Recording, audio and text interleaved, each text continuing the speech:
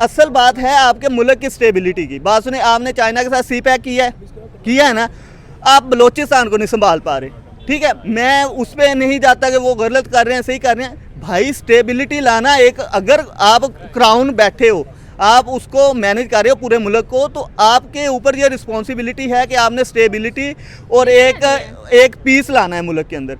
मुझे तो पीस नहीं नज़र आ रहा। कभी हम देखते हैं जनाब ईरान की तरफ से हमला हो रहा है, कभी जी अफगानिस्तान कर रहा है और कभी ईरान कर रहा है, अफगानिस्तान कर रहा है, और फिर हम कहते हैं ये जो BLA है उसके साथ राह है, कभी हम कहते हैं जी TTP है, अब TTP और राह मिलके काम कर रहे हैं, अब फलाना कर रहे हैं। भाई हमें क्यों बता रहे हो, आपने काम करने जा करो। मेरा ख्याल है कि जो पाकिस्तानी है ना, सबसे पहले तो एक मुल्क की वर्थ होती है, ठीक है। इंडिया की वर्थ और पाकिस्तान की वर्थ में अभी बहुत ज़्यादा फ़र्क पड़ गया। तो हम वो एक गरीब नशई कौम है जिसको पूरे मोहल्ले वाले बार बार पैसे देते हैं कि भाई नशा छोड़ दे, हम वो खा जाते हैं और उसके बाद फिर अपने बर्तन बेचना शुरू कर देते हैं। रिसेंटली जैसे आपने अपना PIA को देखा है कि बेचने के लिए लगाया, और आप ऐसे नशे हैं कि कोई उसको खरीदने ही नहीं आया। बात करेंगे Indian prime minister Narendra Modi की, जो कि रिसेंटली कह लें कि श्रीलंका का विजिट करते हुए दिखाई दिए हैं, और वहाँ पर उनको डिफेंस स्क्वायर के अंदर 19 तोपों की सलामी दी गई है, साथ में गार्ड ऑफ ऑनर भी दिया गया है। एंड अगर हम श्रीलंकन प्राइम मिनिस्टर की बात करें, उनके प्रेसिडेंट की बात करें अनुराग कुमारा की, तो रेड कार्पेट से खुद उनको रिसीव करके लाए हैं। प्रॉपर कह लें कि एक कंप्लीट पैकेज नजर आया है हमें, नरेंद्र मोदी का एक वार्म वेलकम नजर आया है। एंड वहाँ पर डिफेंस और एनर्जी क्राइसिस की बातें की जाएंगी। सर पॉइंट ये आता है कि हम जब से 2025 स्टार्ट हुआ है, हमने देखा है कि जी PM जो नरेंद्र मोदी हैं वो काफ़ी मुल्कों के दौरे करते हुए दिखाई देते हैं। कभी दूसरे मुल्कों के लोग इंडिया में आकर विजिट करते हैं और वहाँ पर इन्वेस्टमेंट्स करते हैं, जैसे सऊदीया रिसेंटली कह लें कि इन्वेस्टमेंट करने की बात कर रहा है, चिली इन्वेस्टमेंट करने की बात कर रहा है, वो इटली जाते हैं, वो फ्रांस जाते हैं, वो पेरिस जाते हैं। तो पाकिस्तानी प्राइम मिनिस्टर कहाँ पर फॉल कर रहे हैं? जहाँ पर इनको वेलकम मिलता है PM नरेंद्र मोदी को, तो रेड कार्पेट्स के थ्रू मिलता है। मेरा ख्याल है कि जो पाकिस्तानी है ना, सबसे पहले तो एक मुल्क की वर्थ होती है, ठीक है। इंडिया की वर्थ और पाकिस्तान की वर्थ में अभी बहुत ज़्यादा फ़र्क पड़ गया। इवन के पिछले कुछ सालों में हम देखते थे कि हम इक्वल थे या बाज़ औक़ात हम इंडिया से ऊपर जा रहे थे, ठीक है। लेकिन अभी हमने अपनी वर्थ इतनी ख़राब कर ली है, जब तक मतलब रिसेंटली इजराइल ने हमला किया था, उसके बाद मतलब हमने देखा कि इमरान खान और ये वो बहुत सारी पॉलिटिकली हम अनस्टेबिलिटी थी। उसके बाद फिर आई थिंक उनका जो शाह महमूद कुरैशी साहब है, उनका एक ना वो डायलॉग मशहूर हो रहा था डीप पॉकेट्स करके, कि इजराइल बेसिकली वो बहुत सारी चीज़ें कर रहा है। और ठीक उसके एक वीक के बाद उनको जेल में थे और उनकी वीडियो वायरल हो गई थी, वही के जेल के अंदर से वो माफिया मांग रहे हैं। इसका मतलब क्या आप समझ रहे हैं कि आप खुद ही अपने मुल्क को, एक होता है कमज़ोर होना, एक होता है कि आप खुद दिखाना चाह रहे हैं कि आप कितने कमज़ोर हैं, ठीक है।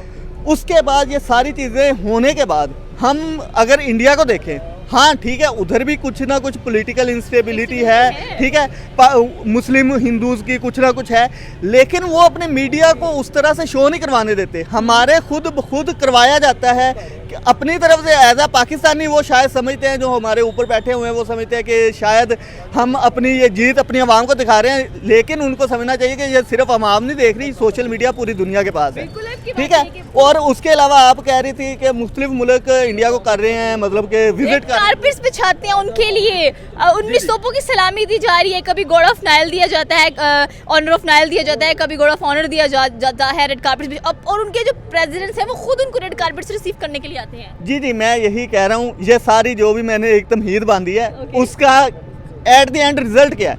रिजल्ट ये है कि जब भी एक घर मजबूत है ना, एक कोई भी हम मोहल्ले में देखते हैं, कोई अगर किसी MP या MNA का बेटा है ना, वो कहीं भी जाएगा उसकी इज्जत होगी, ठीक है। और अगर हम एक पूरी दुनिया को एक मोहल्ला देख लें ना, तो हम वो एक गरीब नशई कौम है जिसको पूरे मोहल्ले वाले बार बार पैसे देते हैं कि भाई नशा छोड़ दे, हम वो खा जाते हैं और उसके बाद फिर अपने बर्तन बेचना शुरू कर देते हैं। रिसेंटली जैसे आपने अपना PIA को देखा है कि बेचने के लिए लगाया, और आप ऐसे नशे हैं कि कोई उसको खरीदने ही नहीं आया, ठीक है। इससे आप अपनी वर्थ चेक कर सकते हैं कि आप, मैं मानता हूँ बहुत हम एक अच्छी कौम है, एज आ कौम हम देखें तो बहुत बहादुर कौम है, अच्छी कौम है, हम एक जिसको कह लो हर अपॉर्चुनिटी को अचीव करने वाले हैं, ठीक है, उससे अबव द लाइन जाने वाले हैं। माइंडसेट मजबूत नहीं है ना उतना, क्योंकि देखिए जाए तो हमारी पॉलिटिकल स्टेबिलिटी इतनी ज़्यादा नज़र आती है हम लोगों को कि हम उसको अचीव नहीं कर पा रहे हैं। सेकेंडली फिर सवाल वही आता है कि जहाँ पर अरामको सऊदीया की कंपनी है, अगर उसकी बात है क्रूड ऑयल वो देती है, कच्चा तेल वो देती है, और उसकी जो खपत है वो राइट नाउ इंडिया के अंदर लगेगी ऑयल रिफाइनरी, और उसी ऑयल को रिफाइन करके वो एक्सपोर्ट करेंगे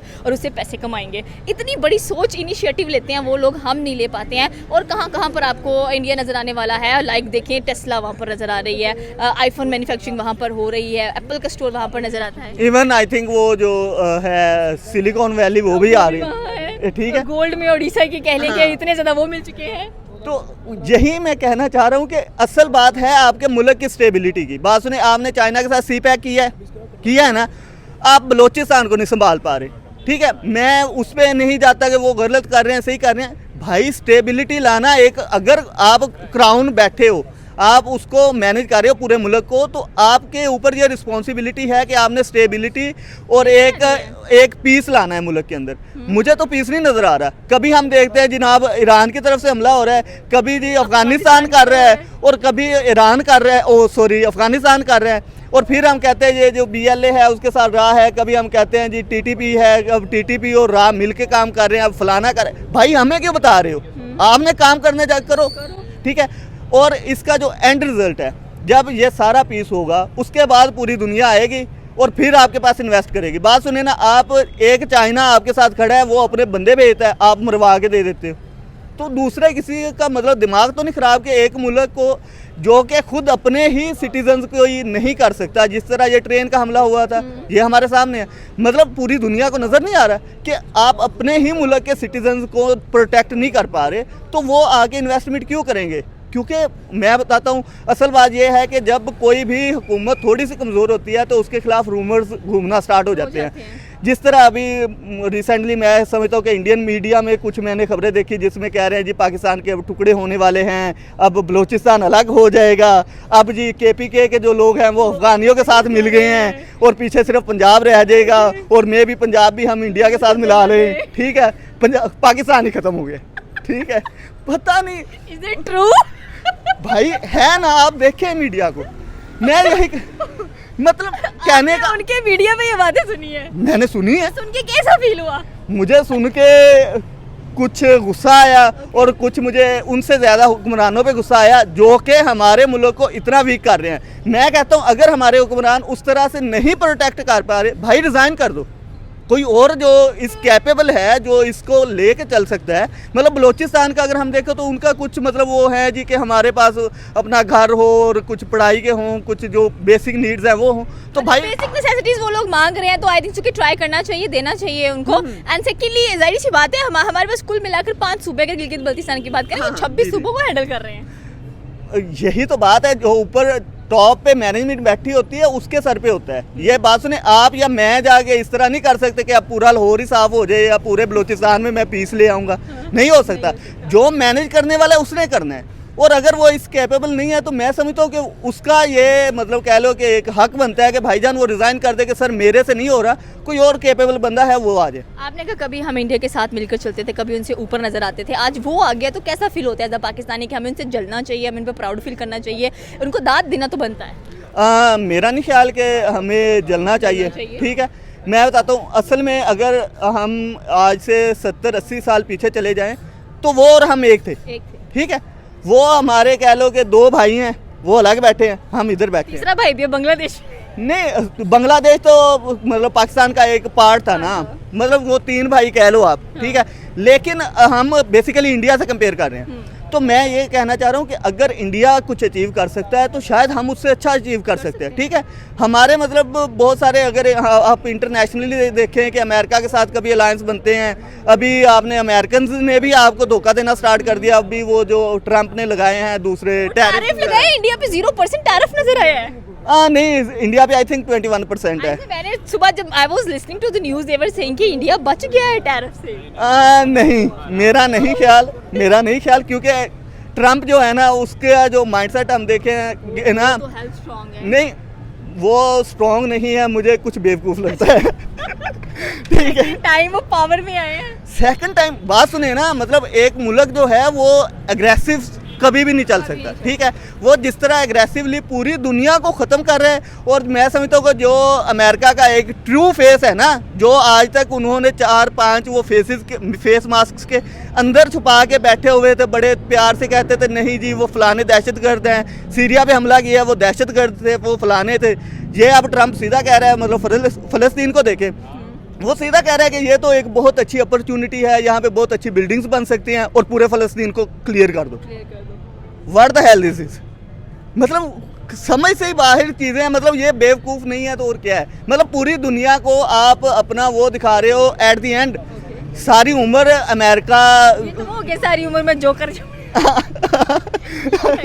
यही है, मतलब कि सारी उम्र आपने एक, मतलब मैं समझता हूँ एक बेसिक पॉइंट में पूछना चाहूँगी कि अगर हम लोग पाकिस्तान की ताल्लुकात की बात करें, चाहे गल्फ़ कंट्रीज़ हैं, चाहे कह लें कि इंटरनेशनल जितनी भी कंट्रीज़ आती हैं, उनके साथ पाकिस्तान के ताल्लुकात इतने खासे अच्छे नहीं हैं। हम सिर्फ अमेरिका के राह रास्त पर चलते हुए दिखाई देते हैं, बट इंडिया गल्फ़ कंट्रीज़ के साथ, स्पेशली मुस्लिम ममालिकों के साथ उसकी बहुत अच्छी है। आपने देखा होगा कि जहाँ पर मंदिर की रिक्वायरमेंट होती है वो भी बनता है। दुबई में रिसेंटली मंदिर बना, सऊदीया में भी बनने जा रहा है। सो इसके ऊपर आप कैसी नज़रसानी डालोगे, क्या कहोगे इस चीज़ के बारे में कि इंडिया है शार्प माइंडेड, एंड उनकी डिप्लोमेसी की बात करें तो डॉक्टर एस जयशंकर काफ़ी शार्प माइंडेड लेकर चलते हैं। मेरा ख्याल है कि घूम फिर के बात वही हमारी मैनेजमेंट पे आती है। दूसरी बात, डिप्लोमेटिकली मैं समझता हूँ कि हम बहुत ज़्यादा फेल कर चुके हैं, बहुत ज़्यादा।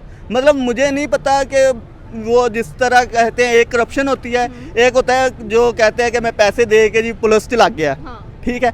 मुझे लगता है शायद ये जो ऊपर मिनिस्टर्स बिठाए हैं वो पैसे दे के लग रहे हैं कि क्या सीन है। मतलब कि बात सुनो, पूरा एक आपका इदारा है, लाखों लोग तनख्वाहें ले रहे हैं, किस चीज़ की? अगर मिसाल देता हूँ कि अगर आपका काम ही ये है कि अपने नेबर्स के साथ हमने बना के रखना है, और आप उस चीज़ के पैसे ले रहे हो, कोई खुदा वास्ते नहीं कर रहे, और उसके बाद आप नहीं कर रहे, तो मतलब कौन है उसका डिफ़ाल्टर? आप हो, ठीक है। अगर नहीं कर पा रहे तो मेरा ख्याल जो हमारे खैर वज़ीर आज़म भी नहीं कहेंगे, फॉर्म 47 और मुख्तलिफ फार्मों की पैदाइश गवर्नमेंट है और मुख्तलिफ अलाइंसेस के साथ है, लेकिन उसके बाद भी मैं समझता हूँ कि अगर आपका मुल्क स्ट्रॉन्ग तब होता है जब आपके मुल्क में एक पावर होती है। जिस तरह इमरान खान थे, पहले नवाज शरीफ थे, सरदारी थे, एक बंदा था, उसको पता था कि मैंने किस तरह लीड करना है। अब एक बंदा सपोज इंडिया के खिलाफ जाना चाहता है, दूसरे के अगर इंडिया में कुछ इन्वेस्टमेंट पड़ी है तो वो कभी भी इंडिया के खिलाफ नहीं जाएगा, ठीक है। एक बंदा अगर चाहता है कि मैं अमेरिका को छोड़ के या मैं वेस्ट को छोड़ के मैं चाइना के साथ अलायंस बनाऊं, दूसरे जिनके भाई उधर करोड़ों अरबों डॉलर्स पड़े हैं, वो कभी अमेरिका को छोड़ने देंगे आपको? सोचो भी नहीं। तो यही है कि आप जब करप्ट लोगों का एक टोले को ऊपर ला के बिठा देंगे तो आपका मुल्क कभी भी स्ट्रॉन्ग नहीं हो सकता। हाँ, स्ट्रॉन्ग करना है, एक बंदा हो, एक फ़ैसला करे कि भाई ये होना है तो होना है, सारे उसके साथ हैं। ये नहीं कि आप एक फ़ैसला लो और 20 लोग आपकी टांगें खींचने वाले हैं, तो वो फैसले का कोई वर्थ ही नहीं है।